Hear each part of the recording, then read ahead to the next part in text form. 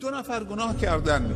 ابلیس برای همین بابا آدم و ماما حوا سجده نکرد، سجده شرف نه سجده عبادت.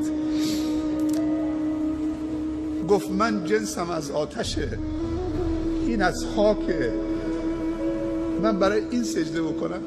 اعلام جنگ با خدا کرد، قسم یاد کرد که من بنده تو گمراه میکنم و ایستاد، نافرمانی کرد.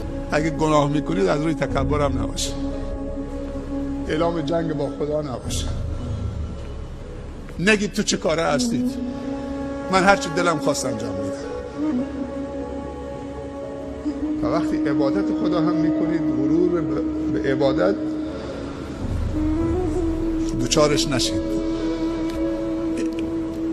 غرور با عبادت بدتر از تواضع و گریه و زاری با معصیته.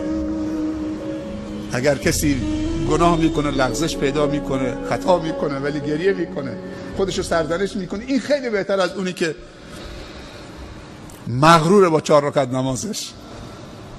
وقتی سجده میکنید دعا بکنید خدایا خودت مهر قبول بزن دیگه، بیشتر از من بر نمی آمد، همین چیز ناقصه ناچیزه، خدایا تو مهر قبولش بزن تا لایق و زیبنده درگاه تو باشه.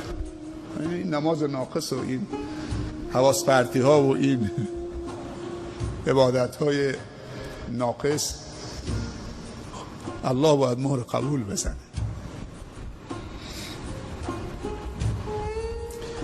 عجیبه، اون یکی رانده شد، رجیم شد، ملعون شد، این دوتا دست تواضع بلند کرد. هر دوتا گناه کردن، نافرمانی، فرق نمیکنه تو از درخت نکنی یا سجده برای آدم نکنی، مهم که تو نافرمانی خدا کردی. یکی از روی تکبر بوده، یکی از روی ضعف اراده بوده. اما بابا آدم و ماما حوا وقتی که لباس از تنشون افتاد دیگه فهمیدن که اشتباه کردن، دوتاییشون دست بلند کردن. برادرمون ستارم خوند دنباله آیات ربنا ظلمنا انفسنا و ان لم تغفر لنا و ترحمنا لنکونن من الخاسرین. همین دستشون پای همجور میلرزوندن، دستشون همین دستشون پایین نیامده بود که چه خداوند قبولشون کرد. 2 نفر گناه میکنن، یکی رانده میشه، یکی پذیرفته میشه. داستانش چیه؟ اون یکی گناه از روی تکبر بوده، این یکی از روی ضعف اراده بوده. یک گناه دیگه یکی از علتاش جهله. یه وقت تو نمیدونی که این گناه مرتکب میشی، یه دوستی بعد از سالهای سال بهت میگه برادر تو نمیدونی که این کار درست نیست، نظر شرعی، خدا ببخشه توبه نسو، من نمیفهمیدم، کسی به من نگفته بود که این گناهه، حالا که فهمیدم دیگه توبه نسو دیگه نمیکنم. سبحان الله. اینم مشکلی نداره. انسان اگه از گناه از روی نادانی بکنه، نمیفهمی گناهه، بعد که بهش تذکر میدن تواضع به خرج میده، این خدا منو ببخشه من نمیفهمیدم، عالمم در کنارم نبود، حالا که رفتم هجرت کردم رفتم جای دیگه بالاخره عالمی دیدم، کسی دیدم از من آگاهتر بود بهم تذکر داد، خدا منو ببخشه دیگه.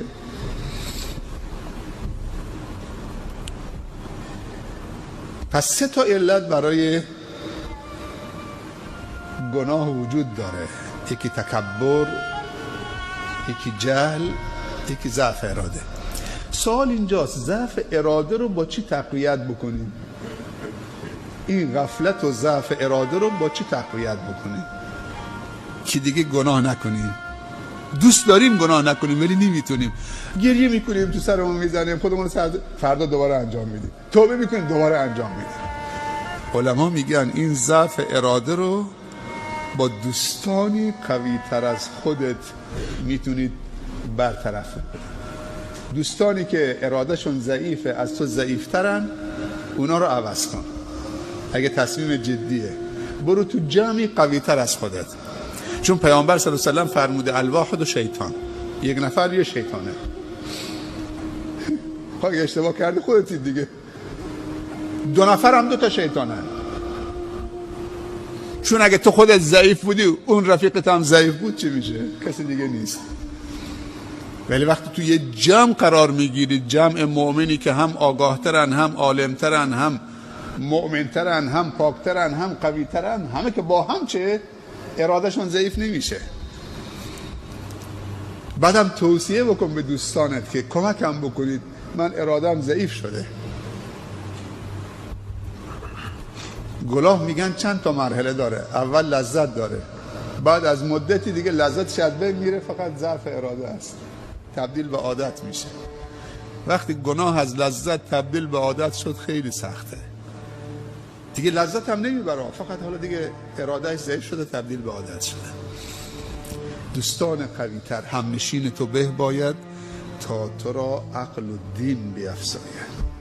دوست خوب یک سرمایه است، خیلی کمک آدم میکنه. این دوست خوب میتونه پدر و مادر آدم باشه،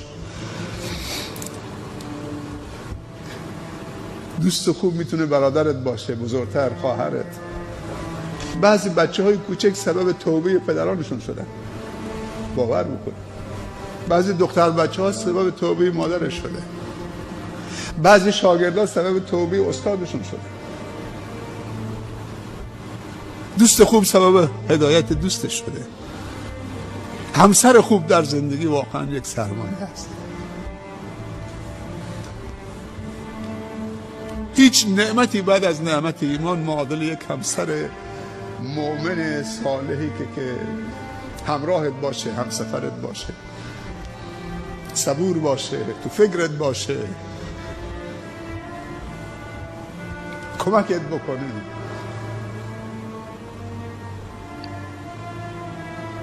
اینا هم میتونن. شوهر خوب برای خواهرها واقعا یک نعمت خوبیه. علمایی که هستن تو منطقه اگه خواهان تبدیل، باید دوستانی که اراده تو رو و مکان و برنامه هایی که اراده رو از تو میگیره، تو محله نشستی همه عیاش و شرابخوار و لاتن، خود جا به جا بشون، مسجد هم نیستون داره برات، الحمدلله. حتی اگه شده اون خونه رو بفروش خونه دیگه، اگه خواهان حفظ ایمانتید و اخلاقتید و اینا برات مهمه، خیلی راحته اونجا بفروش، برو با همون یه جایی که نزدیک به برنامه های خوب باشه، مسجد فعالی باشه، دوستان خوبی باشن.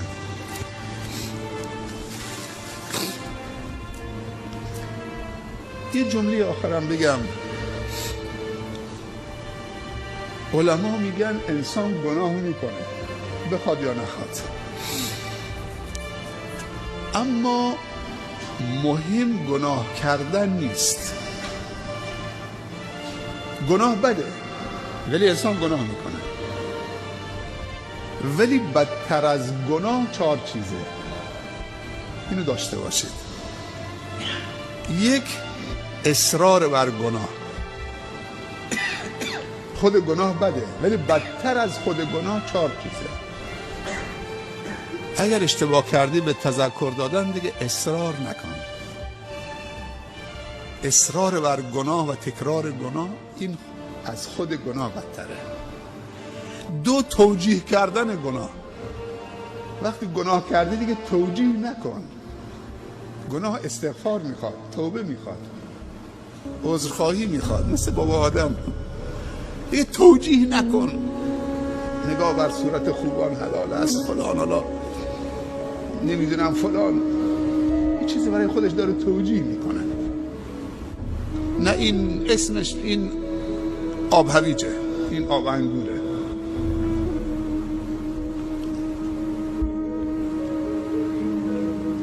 گناه انسان میدونه، پیامبر صلی الله علیه و سلم فرموده یه خارشی تو دلت ایجاد میکنه، میدونه که این گناهه، این دل بیقرار میشه.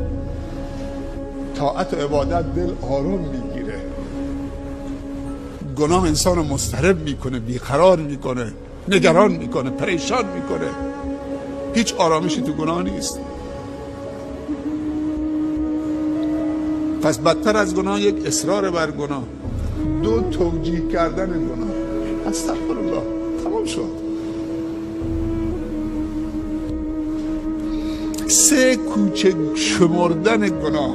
نگاه نکن که این گناه بزرگ کوچکه.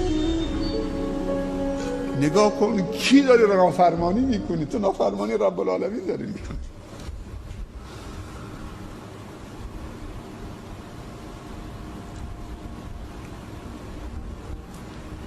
گناه هر چند که کوچک باشه کوچک نشمار.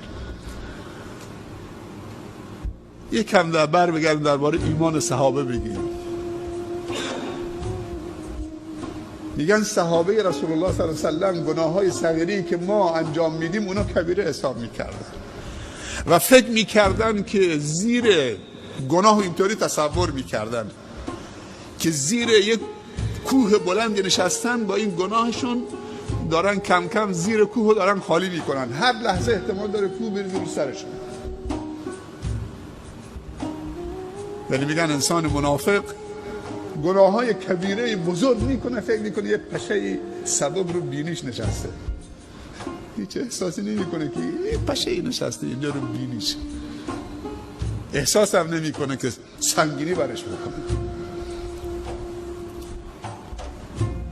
و چهارمین چیزی که بدتر از خود گناه آشکار کردن گناه و عربده کشیدن.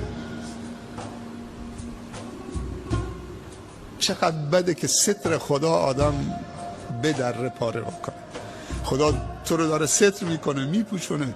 تو گناهی که شب تو خلوتت خودت با دوستانت توی خونه خالی جایی توی یک شهرستانی کسی هم نفهمیده، خودتون 4-5 نفر بودید، بعد بر میگردید تو کشور خارجی رفتید گناهی با هم کردید، حالا میاد اینجا توی جمع 40-50 نفر داری با آب و تاب، با یه حال و هوای آب و تابی که بازگو میکنید، تعریف میکنید، عجب چیزایی بود، عجب. این دیگه مجاهره با گناهه. این خیلی بدتر از گناهه. اون کسی که یک گناهی کتره خودش خجول خجالت داره میکشه، خداوند هم سترش کرده، اون امیدی هست. چقدر خداوند ما رو داره ستر میکنه. این ستر خدا، پوشش خدا رو پاره نکنیم. یه جوانی میگفت بابا مامانم رفتن مسافرت، من نرفتم، کلید دادن دست من، خانم خالی بود. پسرم مواظب باش، کسی دوستان خلافکار فلان. نه بابا جان خاطر جمع باشه، خیال راحت باشه. رفت. سبحان الله. دیگه ما شب نشینی هامون شروع کردیم. این کلید خونه، بابام رفته مسافرت دور، تا 10-15 روز دیگه شاید نیان. دیگه بساطی و شرابی و یه خدا چطوری سترم کرد. خودش میگه این جوونو